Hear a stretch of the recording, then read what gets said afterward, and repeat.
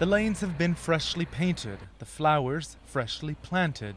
This as the eastern Mediterranean island of Cyprus, Europe's third smallest economy, prepared to take over the Union's presidency for 6 months. But the transition comes at an arguably awkward time. In the last week, 2 of Cyprus's 3 biggest private banks announced they would need external financing help, in a clear nod to Europe. The biggest exposures by the Cyprus banking sector is to private sector households and enterprises, and that is much bigger than the total GDP of Cyprus. It is estimated to be about 25 billion euros. The government here has gone on the offensive, attacking the banks for what it sees as their bad behavior. But some say the government itself is not free of blame. The EU Commission's representative to Cyprus says it's important for the banks to get their books in order, but that as a country, Cyprus is managed relatively well. And he says that's key. Cyprus is making big efforts to have a good presidency. Cyprus is working hard in having a good presidency. Cyprus is being helped by other institutions like the one that I represent, the Commission, but also the Secretariat of the Council, in order to have a successful presidency. And we do have every reason to believe that it is going to be a successful presidency.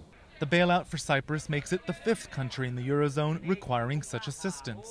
The first 4, Portugal, Ireland, Spain, and Greece, have economies that greatly shadow that of Cyprus, estimated at 1/5 of 1% of Europe's economy.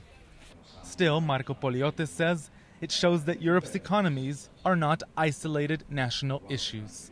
This is, if you want, the bet that everybody has on the sustainability and the long-term viability of the euro, and what I mentioned before, its irreversibility. Cyprus has been for more than a year now unattractive for foreign investment. The 3 biggest credit agencies dropped its ratings after a spike in public debt saw the national deficit soar to 72% of GDP, nearly double from just 3 years earlier. Europe for now appears happy to help with the loan, though such assistance will likely come with some conditions.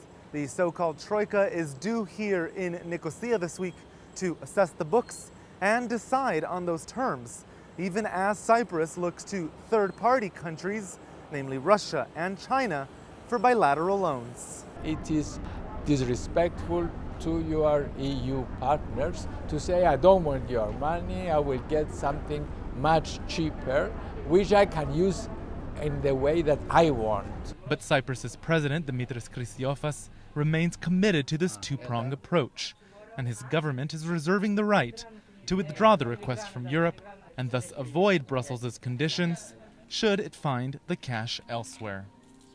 Bye-bye. Roee Ruttenberg, CCTV, Nicosia.